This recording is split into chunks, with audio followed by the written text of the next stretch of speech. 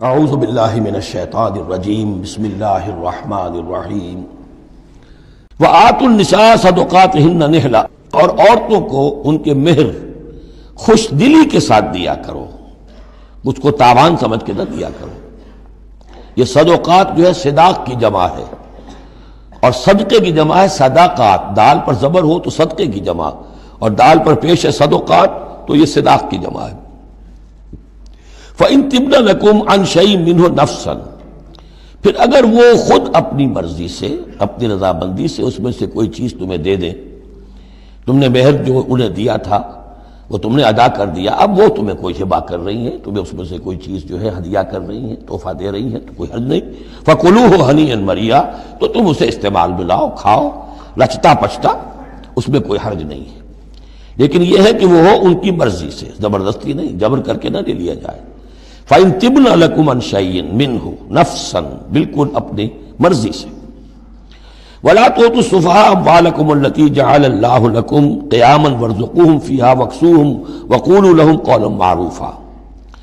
اب ایک معاشرے میں طبقہ ایسا بھی ہوتا ہے سفہاء، بچہ ہے ابھی اس کو سمجھ نہیں ہے، یا آوارہ ہو گیا ہے، باپ مال بہت چھوڑ گیا ہے، اب وہ مال اڑا رہا ہے،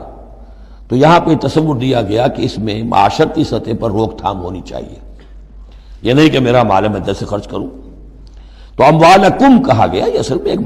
معاشرے کی ایک مشترک سی چیز ہے، مشترک بہبود کے لیے ہے، چاہے انفرادی ملکیت ہے لیکن پھر بھی اس معاشرے کی اس کے اندر مشترک بہبود ہونی چاہیے۔ مت پکڑا دو ناسمجھوں کو یا بے وقوفوں کے اپنے مال،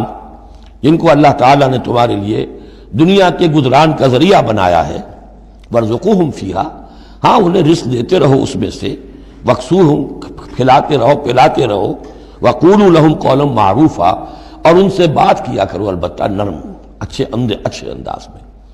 یہ اصول تھا جس کے تحت کہ برٹش انڈیا میں کورٹ آف وارز مقرر ہو جاتے تھے کہ اگر کوئی بڑا جاگیردار ہے، کوئی نواب ہے اور وہ فوت ہو گیا، اس کا بیٹا جو ہے آوارہ ہے اور اس کی جو اندیشہ ہے کہ اسے کوئی اڑا دے گا، ختم کر دے گا، تو کورٹ آف وارز ہو جاتا تھا، حکومت جو ہے وہ اس کا چارج لے لیتی تھی، اس کے لیے سالانہ اس میں سے اس کی آمدنی میں سے وظیفہ ہوتا تھا، اس میں اپنا خرچ کرے، لیکن یہ ہے کہ باقی چیزیں جمع رہتی تھی تاکہ یہ ان کی آئندہ نسل کے کام آ سکے۔ وَابْتَلُوا الْيَتَامَىٰ حَتَّىٰ إِذَا بَلَغُوا النِّكَاحَ، اور یتیموں کی دیکھ بھال کرتے رہو، جانچ پرکھ کرتے رہو، دیکھتے رہو کہ ان کے اندر کبھی شعور پیدا ہو گیا یا نہیں۔ فَإِنْ آنَسْتُم مِّنْهُمْ رُشْدًا، تو جب تم دیکھو ان میں کہ اب یہ باشعور ہو گئے ہیں، سمجھدار ہو گئے ہیں، فَادْفَعُوا إِلَيْهِمْ أَمْوَالَهُمْ، تو ان کے اموال ان کے حوالے کر دو۔ وَلَا تَأْكُلُوهَا إِسْرَافًا وَبِدَارًا أَن يَكْبَرُوا، اور دیکھو اس مال کو کھانے کی کوشش نہ کرو، ہڑپ نہ کرو جلدی سے، کہ ایسا نہ ہو کہ بچے جوان ہو جائیں تو یہ مال تو دے ہی دینا ہے میں نے، تو اس سے پہلے جتنا بھی اس کو میں کھا جاؤں کھا لوں۔ وَمَنْ كَانَ غَنِيًّا فَلْيَسْتَعْفِفْ،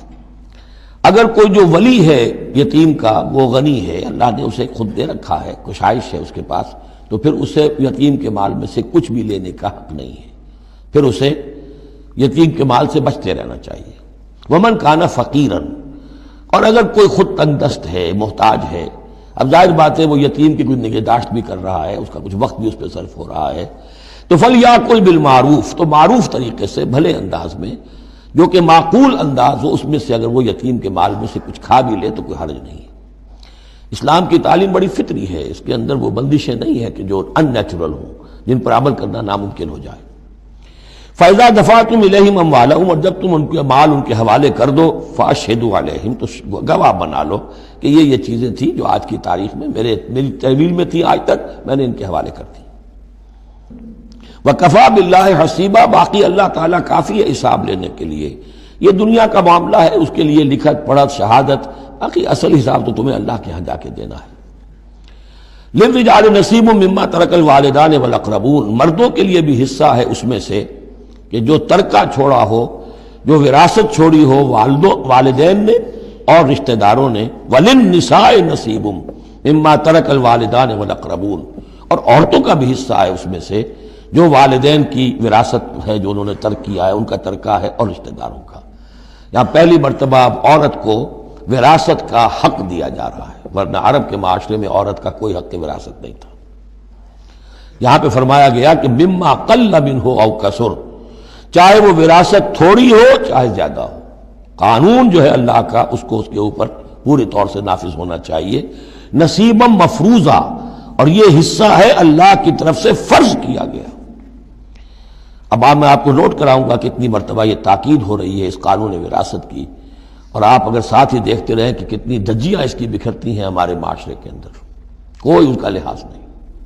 اور بڑا جو ہمارا خاص طور پر ایک علاقہ ہے کہ جہاں ویسے نماز روزہ بہت ہوتا ہے، وہ بیٹیوں کو کوئی وراثت میں کوئی حصہ دینے کے لیے وہ کسی صورت تیار نہیں ہوتے۔ شریعت کے کچھ چیزیں جو ہیں وہ بہت اہم ہیں، اور شریعت کی یہ چیزیں جو ہیں کس قدر تاکید کے ساتھ آ رہی ہیں، یہ کہتے ہیں یہ رواج کے تحت ہوگا۔ وَإِذَا حَضَرَ الْقِسْمَةَ أُولُو الْقُرْبَى، اور جب وراثت کی ترکے کی تقسیم ہو رہی ہو تو اب اگر وہاں کچھ قرابت دار بھی آ جائیں، والیتامى، یتیم بھی آ جائیں، والمساکین، کچھ محتاج بھی آ جائیں، فارزقوہم منہ وقولوا لہم قولا معروفا، تو انہیں بھی کچھ دے دلا دو اس میں سے، کیونکہ اس وقت دیکھ رہے ہیں تقسیم ہو رہی ہے، وہ بالکل محتاج ہیں، تو احساس محرومیت جو ہے اس کو کسی نہ کسی درجے میں جو بھی اس کے اندر کچھ ان کی بداوا ہو سکتا ہو کرو۔ وقولوا لہم قولا معروفا، ان سے بات کرو تو بڑے اچھے انداز میں، جھڑکو نہیں کہ یہ ہماری وراثت تقسیم ہو رہی، تم کون آ گئے یہاں پہ۔ وَلْيَخْشَ الَّذِينَ لَوْ تَرَكُوا مِنْ خَلْفِهِمْ، ڈرتے رہنا چاہیے ان لوگوں کو کہ اگر انہوں نے بھی چھوڑے ہوتے اپنے پیچھے ذُرِّيَّةً ضِعَافًا، چھوٹے بچے، اپنی نسل چھوڑ کر اگر وہ گئے ہوتے اور یتیم بچے ہوتے ان کے، خافوا علیہم، تو کیسے کیسے اندیشے ہونے ہوتے اپنے ان بچوں کے بارے میں، فلیتقوا اللہ، تو انہیں چاہیے کہ اللہ کا تقوی اختیار کریں کہ یہ یتیم جو اس وقت آ گئے یہ بھی کسی کے بچے ہیں، کوئی ان کا بھی باپ تھا، ان کے سر پر ہاتھ رکھو۔ وَلْيَقُولُوا قَوْلًا سَدِيدًا، اور بڑی صاف اور ستھری اور صحیح اور حق پر مبنی بات کرو۔